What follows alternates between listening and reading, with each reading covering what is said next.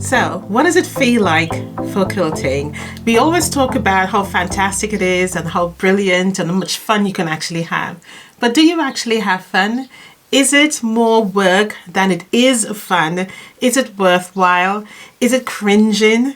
Well, hopefully I'll be able to answer some of these questions for you. And if you're thinking of becoming a quilter, let's hope that I've answered some questions and I've given you a more open aspect of what it is to be a quilter. And if you're thinking of becoming a content creator for quilting, well, hopefully I've inspired you and you can join in on this beautiful craft.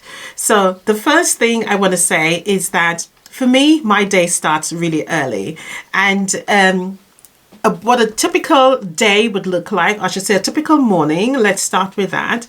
A typical morning would be something like having my cup of coffee and checking all my social media. Well, why am I checking my social medias? Well, obviously I sell my products online, and so I'm checking to see what orders have coming.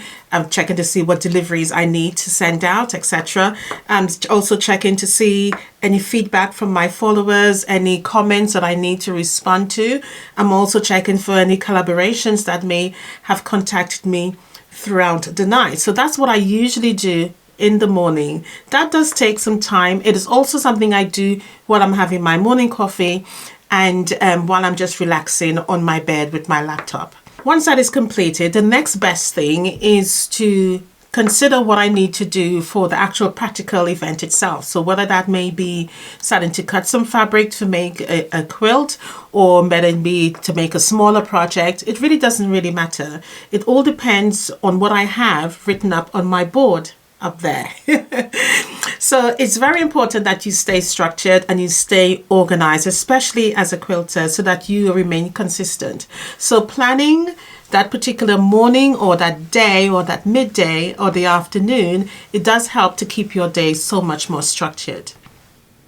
So at this particular time is right now, it's mid-morning, and I am actually recording this video talking to you. So this is one of the things I usually do. So whether that may be cutting the fabric, as I said, or recording, or looking at my structure to see what else next to do.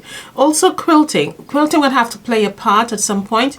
As we all know, quilting a quilt does take some time. So quilting always comes in on every single day as a quilter.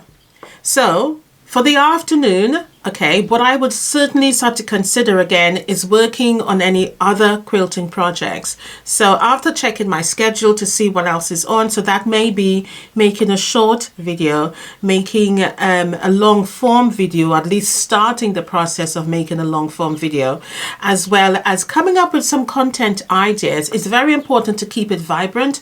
So I specify in the afternoon to start thinking about what sort of content ideas I want to move forward in. And then I put it on my little notice board there. So to keep me reminded, to keep me focused of what I need to do to get my time a lot more structured. Quilting is very invasive in the sense that it takes over your life. If you're not organized, if you're not planning, and this is a key thing here, you must plan, especially as a content creator for quilting. You must plan so that your day is a lot more structured and you get things done properly. So what I would usually do in the evening, and I usually finish my day at 5 o'clock, and I want to go into the highs and lows of being a content creator, working from home on your own. And this itself plays very strongly into the highs and lows of having to work on your own independently. Remember, you are drawing from your own strength and your own weaknesses, your own motivation, etc. But we will dive into that. But for the afternoon, I'm then going back to my social media posts. Again, I'm checking my emails to see if I've been contacted throughout the day. And it's very time consuming having to do that, because you can get caught up into the act of just scrolling and checking, and then you get, sort of fully engaged on the social aspect of the social media rather than you working on the social media. So then keeping myself on target, just to check in to see if everything is on standard. But that's what a sort of a mid-morning, a mid-afternoon, or a day looks like. That's like a picture of a day. But I want to dive into the challenges for actually working as a content creator, and how it can be a little bit self-indulgent, how it can be a sense of you need to be very strong-minded, very structured, very focused.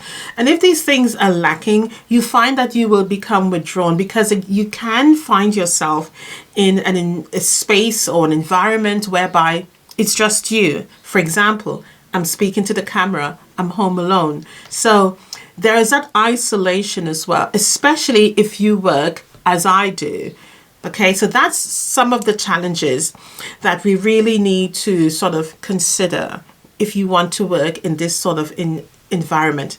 And for my subscribers, you're getting an insight of what it takes to produce a video, what it takes to produce a quilt along, what it takes to plan and give you a full quilt, how it actually progresses from start to finish. So the first thing, and I have spoken about this very briefly, is about the content planning and the consistency of it. That itself is very time consuming, okay? To produce high quality videos, and that requires careful planning, careful, construction of it, careful delivery. It's so important, because I have to keep the interest of my subscribers, and it always come back to the subscribers. It always come back to the fact that the video is being viewed. Without the video being viewed, then it becomes, in a sense, very disappointing, because you feel like all of your efforts has been for nothing. So hence the content planning and the consistency of that, it's very strenuous. It really is. Okay. And not just the fact that it's strenuous, it's about staying relevant. It's about the research. And it's not just a 5-minute research. It's in-depth research, because I like to challenge myself, and in doing so, it allows me not to be bored. It allows me to feel like I am really focused on my job. Remember, I am my own boss. I am my own customer service. I am my own driven, I am my own team member. So it has to be a sense of consistency. And I keep saying that word, to remain focused throughout the day so that the job gets done. It also allows for me to be creative. That attitude of planning and managing my time very well, it allows me to be creative in a free sense. I have no boss saying to me that it must be done this way, it must be done in a particular manner in order for it to be perceived good by anybody else. But that starts with me. I have to now go into the minds of my subscribers, and you may think I'm overthinking this, but I'm not, because the whole objective is to make sure that the video answers your questions without me knowing exactly what the questions are. And hopefully that you would share the video, and hopefully that you would like the video, and hopefully that you've understood what the video was portraying to you. So it helps to be freedom of creativity, which enables you to get the results that you want. Not always, because not always the algorithm plays with your video. Sometimes you get left behind. If a customer or the subscribers are not happy with what you've produced, it can be quite tricky to get the algorithm to actually boost that video. And let's be honest, the fact that we are creating the videos is for a reason. The reason is that we can get paid. The reason is so that we can, contribute to our home lifestyle, i.e. financially, so that this becomes a job. So anybody who says to me that they join YouTube just for fun, I don't believe them. YouTube is a means to an end to make an income. I joined YouTube because I also wanted to be self-employed, working from home, doing my quilting. I've always worked with fashion and, fabrics and all these things, but I wanted to extend that to quilting. And so I started my YouTube journey in 2021. And here I am today, 4 years later. I'm still working on it, and I am now a full-time content creator. And it's only been, I will say, very soon to be a year working from home as a full-time content creator. So working with the freedom of the creativity in order to get the algorithms to push the videos so that you can get paid.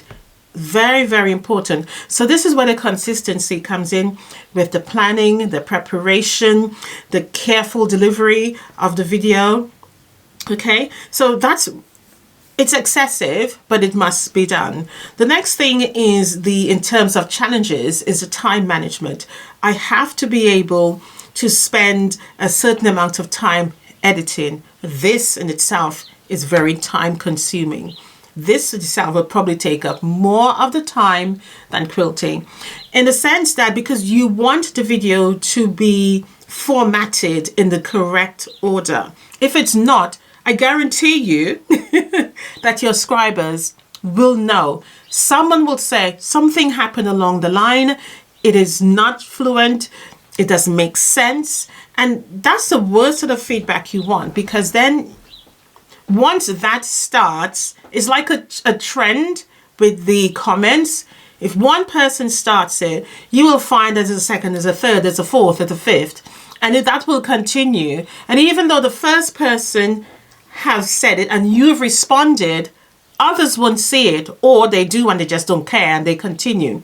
But then that becomes a negative in the sense that you feel that you haven't really delivered what the video is actually trying to portray. So that time management comes in a lot with the editing, with the scripts, with the writing of what you need to actually say. Again, not getting it right means you have to stop and start again when you're recording.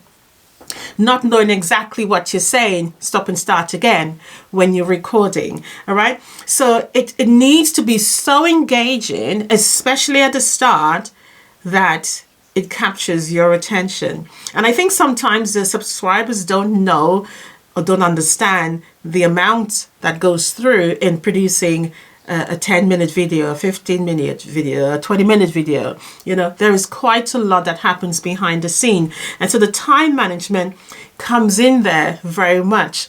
You know, the maintaining of the work on a regular basis, coming back to the same quilt that you've been quilting for the last day, or you've been quilting for the last 2 days, that may get interrupted with other things, life, for example. So time management, again, is a challenge.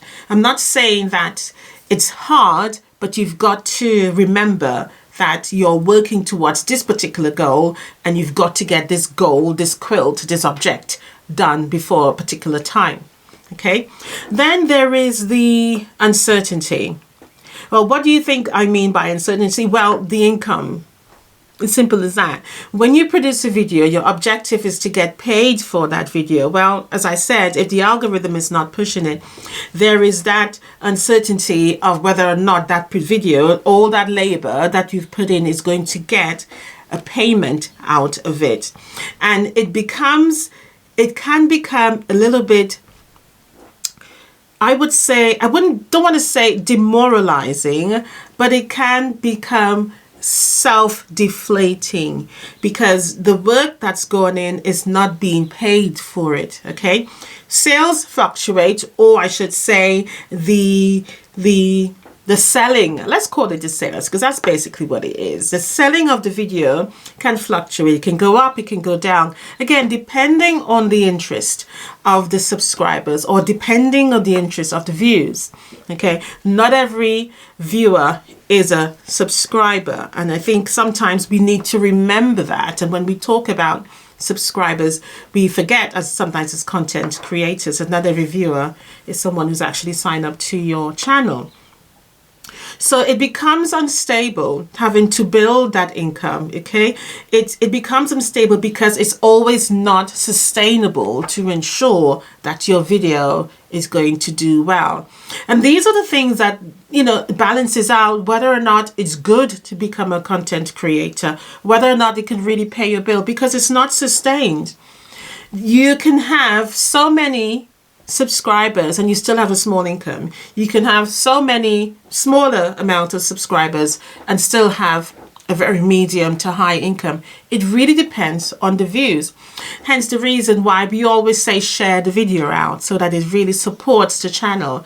It supports not just the channel, but it supports the person to be able to put back into supporting the channel. I hope you get my point there. All right. Now, another thing that's also challenging is that I didn't have any of these when I particularly started my YouTube channel, was technical skills.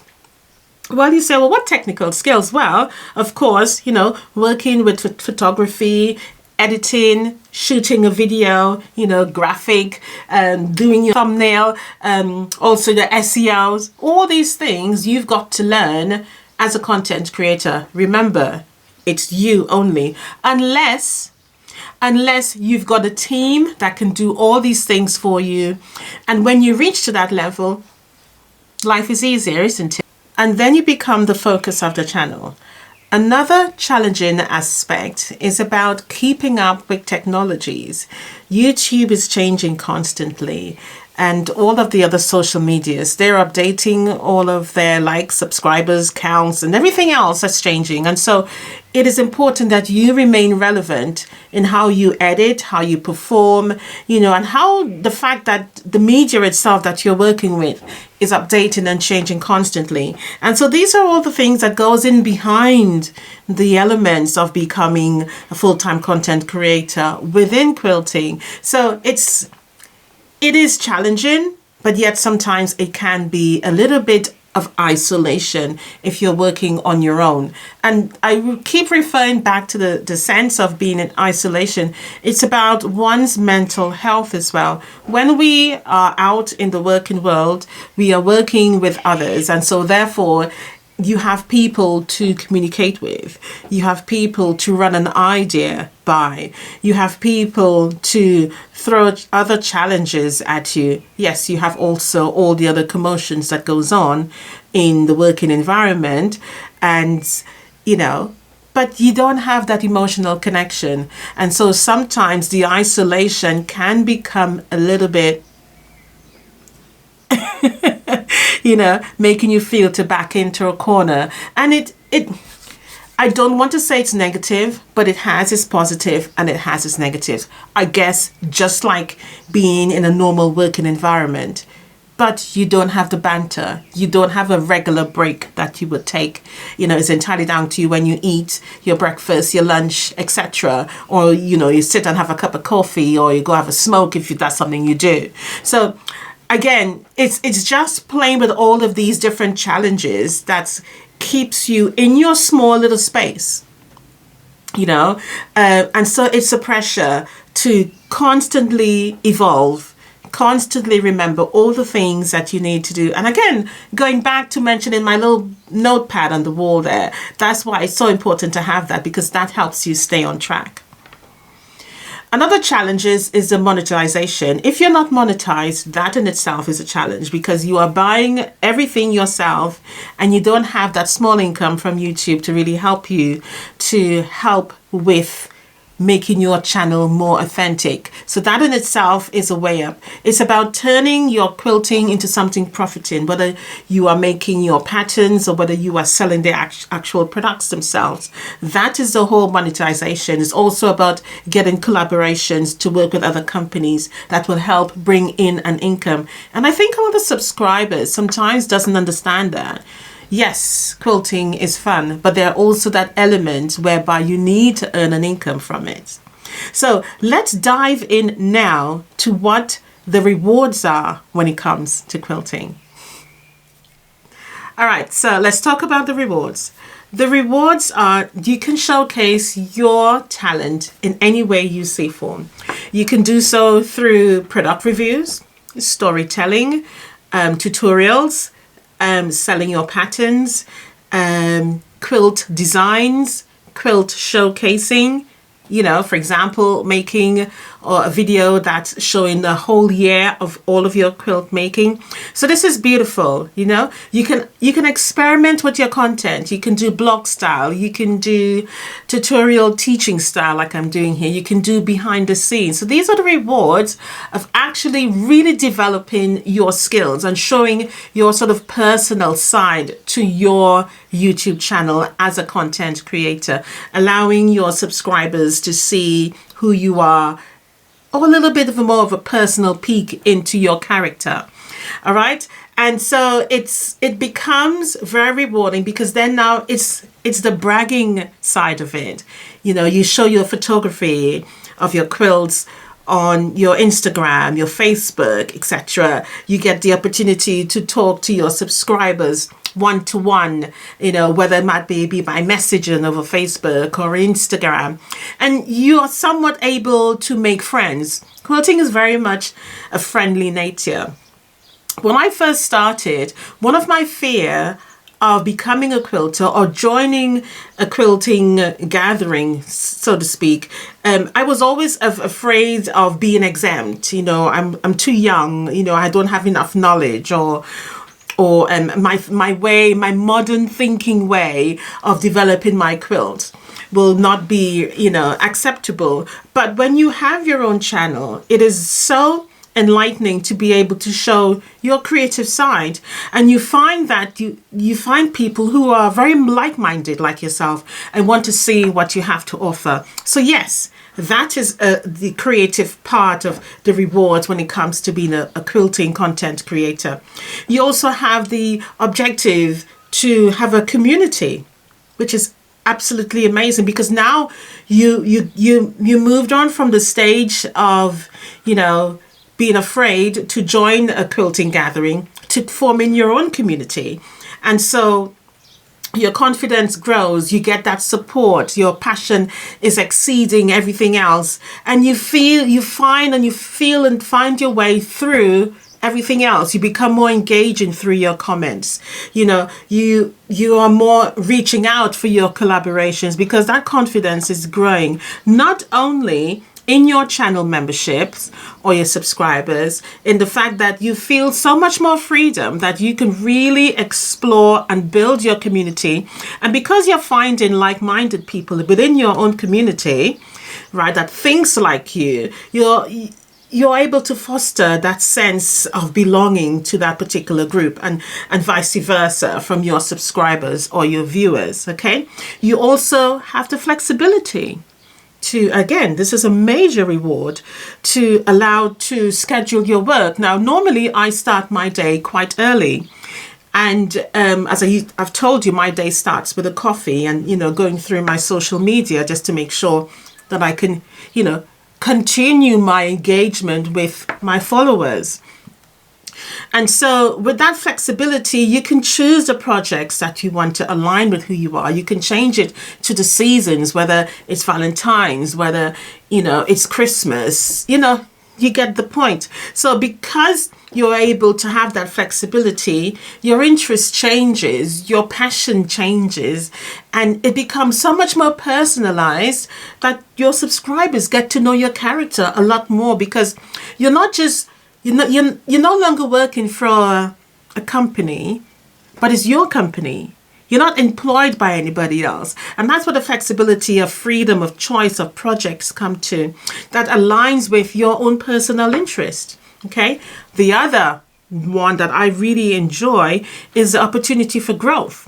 You can start to look to branch out into something else. So for me, for example, I am actually writing my first quilting book. So again, because you have this established community already, you feel that you've got the opportunity to collaborate with others. As I mentioned, you know, you have quilting companies that will reach out to you, whether it's to talk about a sewing machine or talk about some fabrics or some tools, whatever it may be. You know, that opportunity for further growth and development within your content creating is now being a lot more established. And so it allows you to share your knowledge. Another rewarding aspect of quilting is sharing your knowledge.